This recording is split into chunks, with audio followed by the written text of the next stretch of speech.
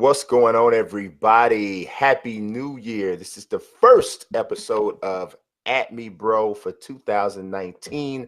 I am blessed and happy to be here with my man Nelson Blake II. What's going on? I'm going to tell the people Happy New Year. And I got to say, Brian is cheating already during the show. I am. He got on a Mets jersey. Yes. And as y'all know, I'm old. I was a little kid in 1986. Yes. When the Mets was the Mets. Yes. And he's trying to make me go soft on him wearing my man Darryl Strawberry jersey. And it's not going to work. Yes. Just letting you know that right now. I love the jersey, but forget you. You still going to get it when you need it. Darryl Strawberry was my guy, man. I love it. Yo, you talk about awesome teams in history. We don't want to derail the show. Yeah. But that was an awesome, awesome sports team. Yeah. Like, if you're a fan of sports, that was a team of like superhero, reality TV, once in a lifetime personalities that you can get into. It actually reminds me of at that same time watching the Chicago Bears. Yeah. I was like, I could just enjoy the Bears, even though at that age, I hadn't even gotten into football yet. Like I started to really get into football right when the Giants won in the 90s. But the Bears was like the first team that I watched that was like, oh, this is cool. Like Walter Payton is cool. You know, tripped out there was because the Giants won in '86, the year right after. Yeah. Right after. And I remember the debates were the Giants defense in '86 as good as the Bears defense in '85 because Lawrence Taylor and Harry Carson and Carl Banks and all those guys. I think Everson Walls was on the '90 Giants. Yeah. But before the Giants won, I was like, the Bears was my entry point to really starting to watch football because I played football.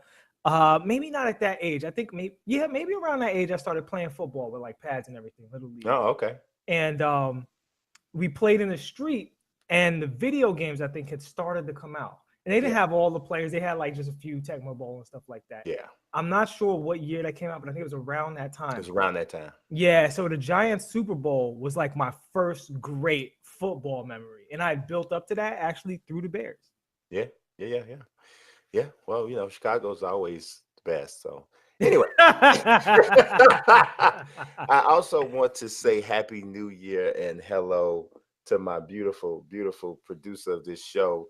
My wife, she's really, really awesome. My Tamu Upindo. She is awesome. Just so she's doing her thing over there. So we're gonna jump into this show, and we're gonna start off. I got some stuff I want to talk about. As usual, we don't share what our rants are, so check it out. Let me get this right here real quick. Can y'all hear me? All right. Just got to make sure, because I want everybody to understand what I'm about to say. Floyd Mayweather Jr. Uh-oh.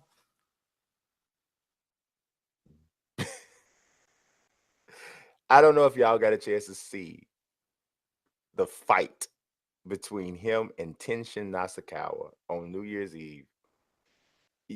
I mean, it didn't take place to about maybe 10 o'clock in the morning on New Year's Eve on the East Coast of United States, but Japan's like, I think like 14 hours ahead or something like that, right? Man, okay. So it's a 3-round exhibition supposedly, right? And Tenshin Nasukawa is a 20-year-old kickboxer who generally competes at 127 pounds. Floyd fights at 147 most of the time, but when he fights, that's what he does. Now, Floyd is a freak genetically, right? So Floyd's out of shape looks different than everybody else's out of shape, right? But if you watch Floyd, then you know when he walked, you looked at Floyd's body and you like, Floyd, you just came from a barbecue. And you had all of the swine. You ate it all. You had been eating it all. So he wasn't in bad shape for a regular man, but he was in, dude, I'm not taking this serious shape for Floyd. Everybody knows when you see Floyd generally fight, it's a real defensive type of thing, in and out. Floyd came out against this little fella and did just like this and walked towards him and just bah, bah, bah, bah, bah. I'm saying, now you know somebody is overmatched when you hit them in the stomach and they feet fly out backwards. He hit him in the stomach. It looked like Tenshin Nasukawa got chop blocked. I said, but what? Get the boy's feet. Somebody get the boy's feet. Like, and then you ever see like when a son gets smart with his father, and his father has to show him that I got grown man strength and you a little boy, don't pull that. Yeah. When Floyd knocked him down the first time, that's the look that was on his face. He looked at him like, Dad. I ain't gonna say nothing else no more, Dad. And some people like they're getting on Floyd, they're talking negative about Floyd. But you know what? I really actually don't have a problem with Floyd for this particular fight. You know why? I'm gonna tell you why. I don't have a problem with it because Floyd never misrepresented this to be anything more than it was. He didn't take it serious in any of the pre-event stuff. He blew it all off. He made it all seem small and insignificant. And he went out there and did exactly what you would have expected him to do to a 20-year-old kickboxer who was 20 pounds lighter than him and not allowed to kick. And not allowed to kick. And if he kicked him, he immediately lost $5 million. Right. That was the contract. So you want to talk about a daddy move? Keep your feet on the ground too. Pick your foot up and see what happens to you. I'll slap. So B, I'm hearing a lot of people say that this was staged, right? No, man. And I can understand because of the kid's reactions. He looked like he was in a Power Ranger movie. Like he was flipping and flying all over the place, overselling like Shawn Michaels or Stone. He wasn't overselling. He got hit. Why would he take the punches then? Here's my question to all them people. Number one, if you watch that, similar to what you said, you're looking at a human being that don't belong in a fighting ring with Floyd Mayweather. Not especially boxing. If they can't kick. Right. He did not belong in the ring with Floyd Mayweather. Floyd Mayweather with the significant size, reach, weight, power, and from a hand standpoint, even out of shape, speed advantage. Yes. Like he literally, like I talk about the eye test a lot and really watching fighters and watching what goes on in spacing and stuff like that. Look at the speed and angles of Mayweather's punches versus this guy's observations of those punches. Yes. Right? Because even Conor McGregor, to his credit, looked like a world-class fighter in a different sport when he fought Mayweather. Yes. He didn't look like some bum who didn't know how to fight. He just wasn't a world-class boxer. But as a fighter, he had an approach that was different from just some guy. Yeah. Well, okay. Tenshin Nasukawa is not just some guy. I know he's not just some guy. I'm saying that he's not a world-class enough fighter to be in a boxing ring with Mayweather to deal with that disadvantage. Yeah, you know what I think the biggest thing was, and I feel even silly in analyzing this in too deep.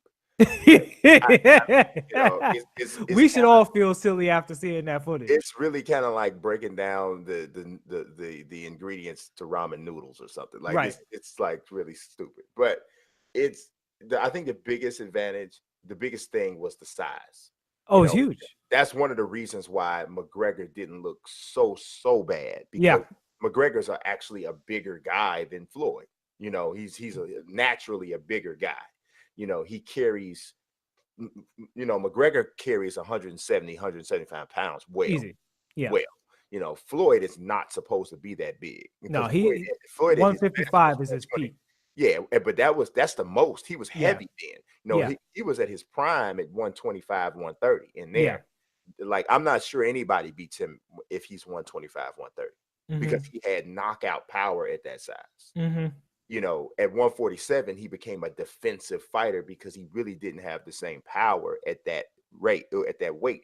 A lot of people tend to try to use that as a way to discredit him. But if you really look at it the right way, it really shows his greatness because he reinvented himself at a different weight class, which is what a lot of fighters fail to be able to do.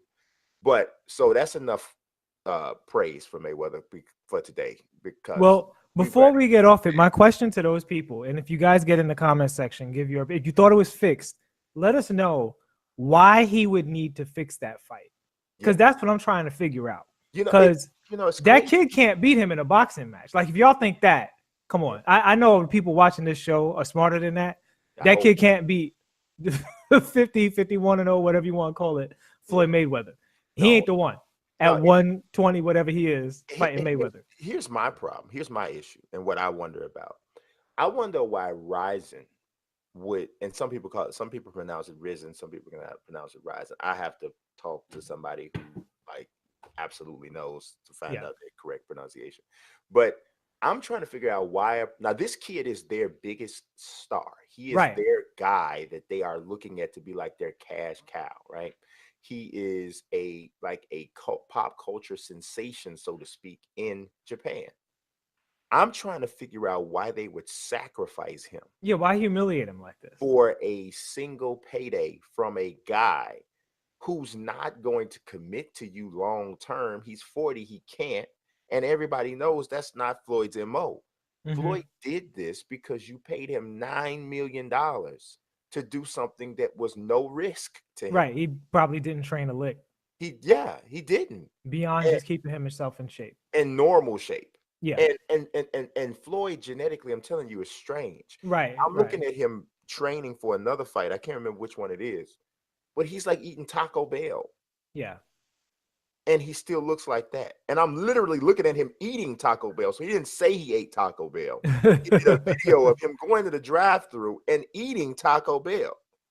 Well, because when you train for that long, the body's all about adaptation. Yeah. And his body is adapted to be in ridiculous shape. He don't go through off season. Yeah. Like Floyd is, I talked to my mother about this with MMA fighters. Like in between, some MMA fighters stop looking like professional fighters in the first 2 months after they fight. They go way off the deep end, way off the bandwagon. So what they don't realize is they don't get that lifelong adaptation to being in fantastic shape, up and down like that. And that's what people talk about with the weight cutting too. You are fighting in an unadapted state with your body. So the people that are nearer to their weight have an advantage if they train year round. Absolutely. Right? Rather than the people who are bringing in power from the next division, but then cutting 20 pounds the last 2 weeks before the fight. Yeah, if they have the proper nutrition program and they cut properly, they do have an advantage once they get into the octagon or the ring because they rehydrate up so much. Yeah. But there is a downside to that because if it doesn't work properly, even when you rehydrate, you're still not as strong as you would be. Renan Barao is a perfect example. He was killing himself to get to 135. And he had a really bad episode where he passed out ahead of the TJ Dillashaw fight and, got really sick. And he's never been the same since. Because the human body, nobody's made to cut that kind of weight. Yeah. But you can adapt yourself to any weight if you stick to it for a long time. Pocket, I'll be weak. I'm rather unique.